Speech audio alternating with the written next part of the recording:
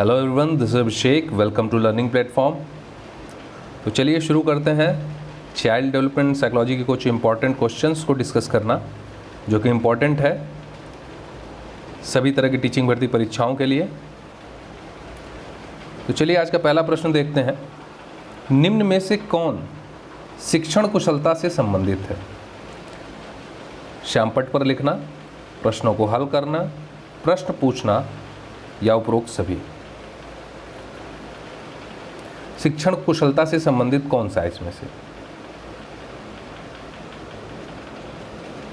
मतलब कि आप एक शिक्षण प्रक्रिया, आप शिक्षक हैं और एक शिक्षण प्रक्रिया का संपादन करते हैं, तो आपको किन चीज़ों में कुशल होना चाहिए?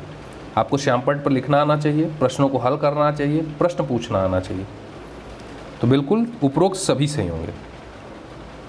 क्या आपको बालकों को श्यामपट्ट पर पढ़ाना आना चाहिए, प्रश्नों के हल आने चाहिए और बालकों को इस तरह से पढ़ाएं ताकि बालकों से बीच बीच में प्रश्न भी करते रहें, ताकि उस प्रकरण में बालक अपने आप को संलग्न पाएँ, मौजूद पाएँ। तो इससे बालक उनसे जुड़ा रहता है और अच्छा सीखता है। तो उपरोक्त सभी होगा यहाँ। अगला प्रश्न देखेंगे। श्यामपट्ट को शिक्षण सामग्री के किस समूह में विभक्त किया जाएगा? श्रव्य साधन, दृश्य साधन, दृश्य श्रव्य या फिर कोई नहीं? बहुत सरल प्रश्न है श्यामपट्ट। बिना सोचे इसका विकल्प होगा बी। श्यामपट्ट दृश्य साधन है। बालक या हम आप श्यामपट्ट पर देख के सीख पढ़ते हैं चीज़ें या देख के उन्हें समझते हैं, तो दृश्य साधन है, देखने की चीज़ है। कक्षा 5 के न्यून दृष्टि वाले बच्चे को, आप कक्षा 5 में पढ़ा रहे हैं और वहाँ एक न्यून दृष्टि वाला बच्चा है, तो क्या करेंगे आप? निम्न स्तर के कार्य के लिए उन्हें माफ़ कर देंगे। उसके दैनिक कार्य में उसके माता पिता तथा मित्रों को सहायता करनी चाहिए। कक्षा में सामान्य रूप से बर्ताव करना चाहिए एवं ऑडियो सीडी के जरिए सहायता प्रदान करनी चाहिए, या कक्षा में उन्हें विशेष बर्ताव करना चाहिए। क्या करेंगे आप? आप एक शिक्षक या शिक्षिका हैं कक्षा 5 में और वहाँ एक कम दृष्टि वाला बच्चा है, यानी जो स्पष्ट नहीं देख सकता, तो आप क्या करेंगे? तो सिंपल सी बात है, यहाँ विकल्प सी सही होगा। क्यों? उसके साथ सामान्य बर्ताव करना चाहिए। उसे ये नहीं महसूस कराना चाहिए कि उसे दृष्टि दोष है या उसे किसी तरह की अक्षमता है या वह बाकी बालकों से किसी तरह से कम है। अब उसे समस्या है देखने की, तो उसके लिए आप ऑडियो सीडी की सहायता प्रदान करें। आप ऑडियो विजुअल एड्स का प्रयोग करें, तो बालक सुन के चीज़ों को ज़्यादा सीखेगा और बाकी बालक तो जो सही हैं वो तो सुन ही सकते हैं। इससे सामान्य बालकों को और इस तरह के विशिष्ट बालकों को भी आप एक साथ शिक्षा दे सकते हैं। तो विकल्प सी सही होगा। बढ़ते हैं अगले प्रश्न की तरफ। अधिगम के प्रक्रम में अभिप्रेरण, मतलब कह रहा है कि आप अधिगम की प्रक्रिया कर रहे हैं, यानी कि बालक लर्निंग कर रहा है, यानी कि सिखा रहे हैं।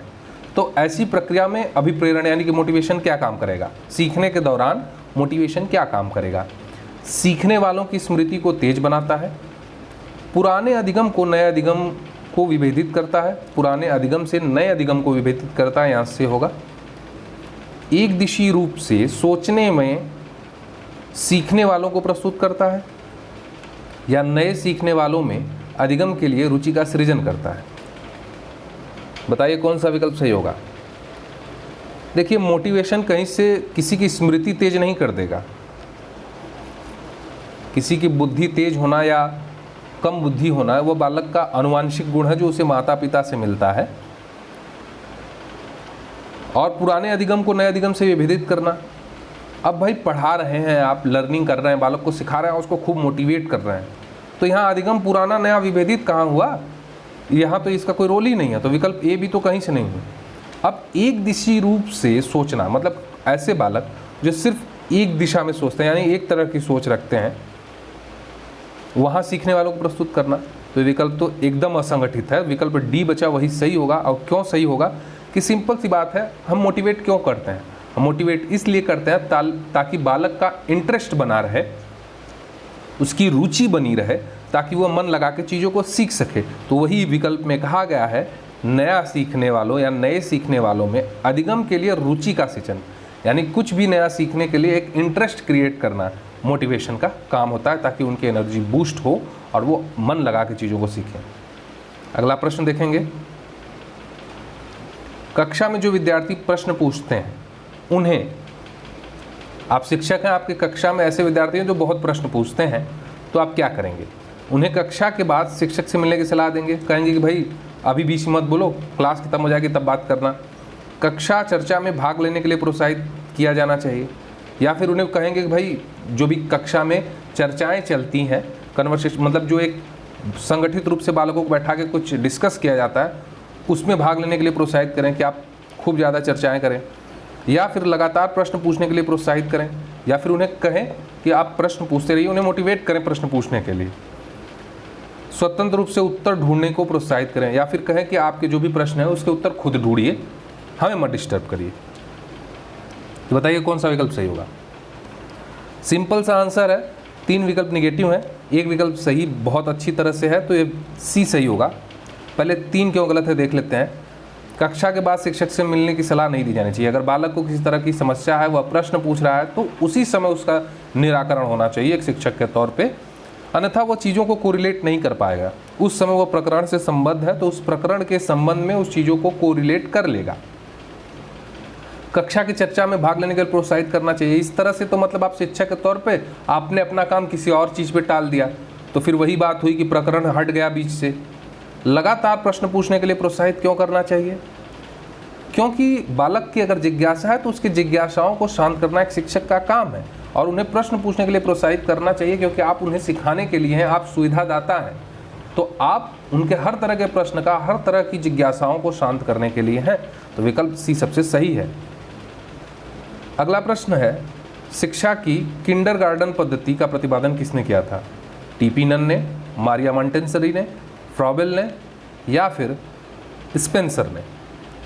बताइए किंडरगार्टन पद्धति। देखिए किंडरगार्टन पद्धति, किंडरगार्टन का अर्थ होता है बच्चों का बगीचा।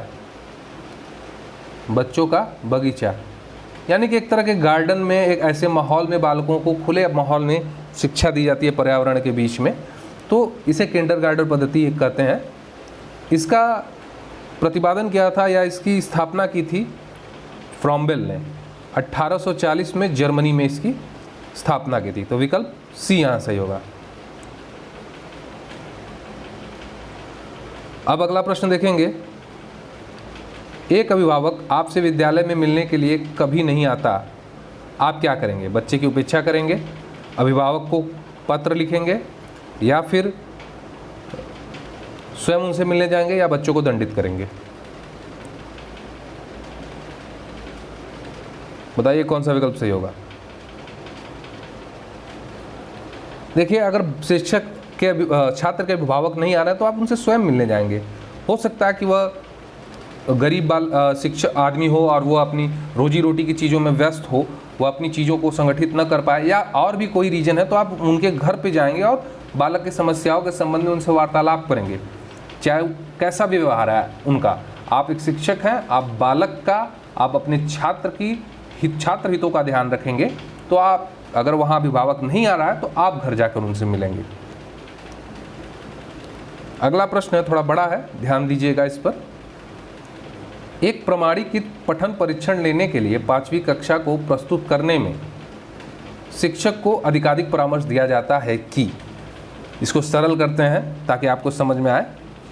मतलब एक प्रमाणीकृत पठन परीक्षण मतलब आपने कुछ पढ़ाया और उसको पढ़ाने के बाद उस पठन प्रक्रिया यानी उस पढ़ाई का परीक्षण लेना, यानी एग्ज़ाम लेना है 5वीं कक्षा के बालकों का, तो उसमें एक शिक्षक को परामर्श दिया जाता है कि आप इस तरीके से परीक्षण लीजिएगा।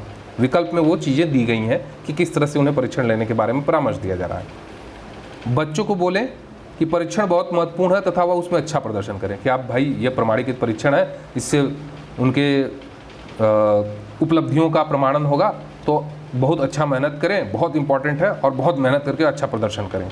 या फिर विकल्प बी, पूर्व भर्ती परीक्षा से प्रधान प्रश्नों को चिन्हित करना। पूर्व भर्ती नहीं है, पूर्ववर्ती है, पूर्ववर्ती है, ये मिस टाइप हो गया है, पूर्ववर्ती है। पूर्ववर्ती परीक्षा से प्रधान प्रश्नों को चिन्हित करना है और छात्रों को अपने उत्तर देने की अनुमति देना। मतलब कि आपने प्रीवियस ईयर के क्वेश्चन को सेलेक्ट कर दिए, कुछ इंपॉर्टेंट क्वेश्चन को, और कहें कि भाई आप अपने इस पर उत्तर दे दीजिए, तो इससे तो बालक ने कुछ काम ही नहीं किया, सब कुछ तो आपने बता दिया। या फिर विकल्प सी, निम्न कोटि के पाठकों को प्रशिक्षण देना ताकि कक्षा के शेष बच्चे किसी भी तरीके से अच्छा करें। या फिर परीक्षण में आने वाले समान प्रकार के प्रश्नों के उत्तर देने के लिए छात्रों का अभ्यास कराना। आप क्या करेंगे इनमें से? चारों विकल्प आपके सामने। देखिए विकल्प डी सबसे सही होगा। क्यों? कि आप शिक्षक हैं, आप पढ़ा रहे हैं, आपने पूरा प्रक्रिया जो भी है, पूरा चैप्टर है या पूरा टॉपिक है पढ़ा दिया। अब जितने भी उसमें प्रश्न आने वाले हैं सारे प्रकार के प्रश्नों को आप संगठित करके इस हिसाब से पढ़ाएंगे उनको, इस हिसाब से उनका अभ्यास कराएंगे कि वो सभी तरह के प्रश्नों को कर लें। छांटना और अलग करना ये सब काम करने की कोई आवश्यकता ही नहीं। आप बालक को व्यापक रूप से शिक्षित करें तो विकल्प डी यहाँ सबसे अच्छा होगा। सभी तरह के प्रश्नों का आप अभ्यास कराएंगे। अगला प्रश्न है, असंगठित घर से आने वाला बच्चा सबसे अधिक कठिनाई का अनुभव करेगा किसमें? सुनिर्मित पाठों में, स्वतंत्र अध्ययन में, नियोजित निर्देश में, अभ्यास पुस्तिकाओं में। बताइए कौन सा विकल्प सही है?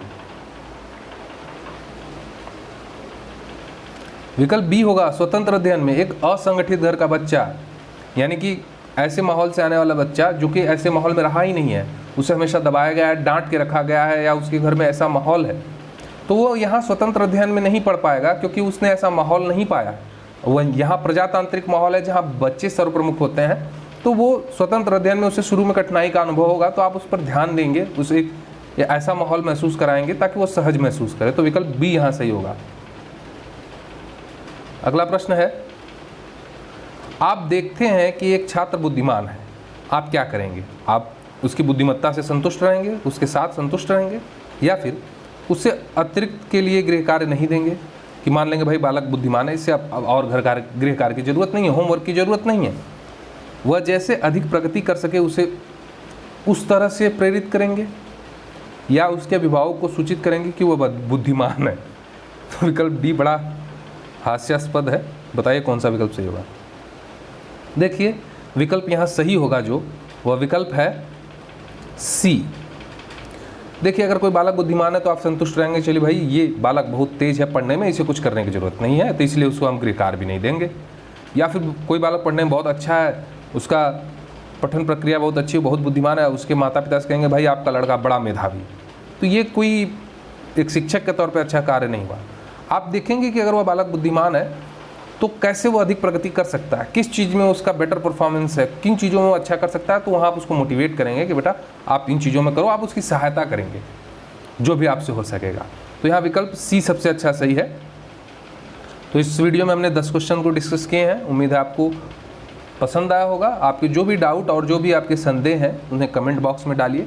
और आप किसी तरह का कोर्स चाहते हैं, किसी तरह के टॉपिक पे वीडियो चाहते हैं तो उस टॉपिक के बारे में लिखिए। अगर आपके टॉपिक के बारे में कमेंट की बहुलता रहेगी तो हम उस पर वीडियो बनाएंगे। और अभी KVS की भर्ती परीक्षा आने वाली है और सुपर टेट आने वाला है, तो आपको मेहनत करनी चाहिए। इसके संबंध में अगर कोर्स की ज़रूरत होगी तो हम चलाएंगे, और यह सारी प्रक्रिया पूरी तरह से निःशुल्क होगी। तो इस वीडियो के लिए इतना ही। मिलते हैं कल शाम को 4 बजे। Thank you very much.